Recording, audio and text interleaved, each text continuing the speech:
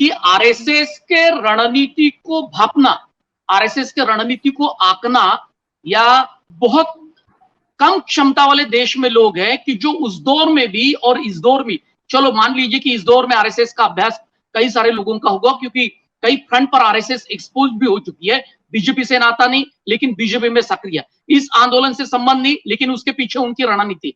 ये मुझे ऐसा लगता है कि अब लोग जानते हैं, चाहे किसी का भी, कांग्रेस के रणनीति को जानती हो, बीजेपी को जानती हो, अलग अलग पार्टियों की दोगली राजनीतियों को जानने में आज का युवा वर्ग सक्षम हो गया है, वो अवेयरनेस आ चुका है।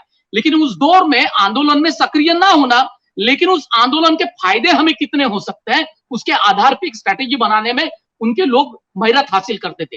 लेकिन आरएसएस के राजनीति को या उनके रणनीति को या उनके संगठन को भापने की शक्ति ही नहीं थी कई लोगों में, और उसकी वजह से वो सफल हो जाते थे 10, 15, 20 साल के बाद, और आप लोगों को पता ही नहीं रहता था कि उनकी रणनीति क्या है, और वो बहुत आगे निकल जाते थे।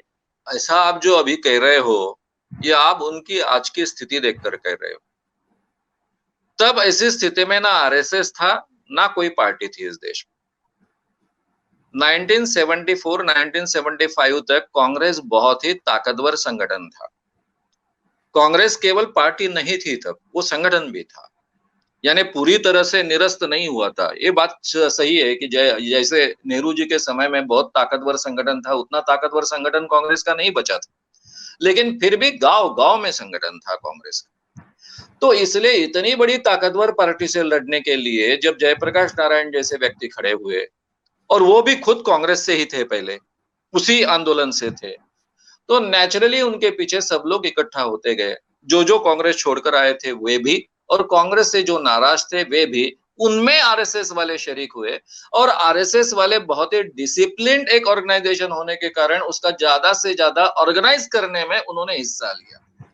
ऑर्गेनाइज करने में बहुत ज्यादा अच्छे ढंग से हिस्सा लेने के कारण नेचुरली उनको उसका महत्व मिलते गया। ये इस प्रोसेस से हुआ।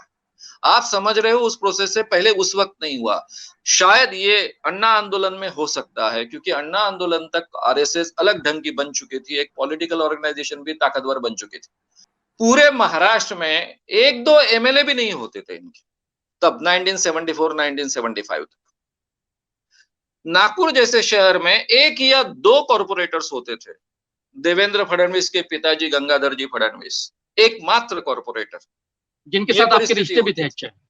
हाँ, मेरे अच्छे रिश्ते भी थे। तो कहने का मतलब ऐसा है कि इनकी कोई ताकत नहीं दिखती थी, पॉलिटिकल ताकत कोई नहीं थी, क्योंकि अछूत थे। महाराष्ट्र में तो बहुत ज्यादा अछूत थे, लेकिन पूरे भारत में ही अछूत थे। इनको एक ब्राह्मणों के और एक व्यापारियों की पार्टी माना जाता था, इनको आम जनता की पार्टी नहीं माना जाता था। जयप्रकाश नारायण आंदोलन में वो जुड़े, शरीक हुए, बड़े पैमाने पर उन्होंने अपने आप में बदलाव किए। ब्राह्मणों की पार्टी ये प्रतिमा उन्होंने प्रयत्न पूर्वक त्याग दी, बाकी जातियों के लोगों को अपने साथ में शरीक किया।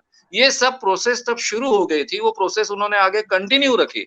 यानी उन्होंने अपने आप में बदलाव किए, इसीलिए वो सक्सेस हुए, लेकिन उन्होंने अपने विचार नहीं छोड़े। ऐसा आप कह सकते हो, मैं कह सकता हूं, लेकिन उन्होंने काफी अपने आप में बदलाव किया।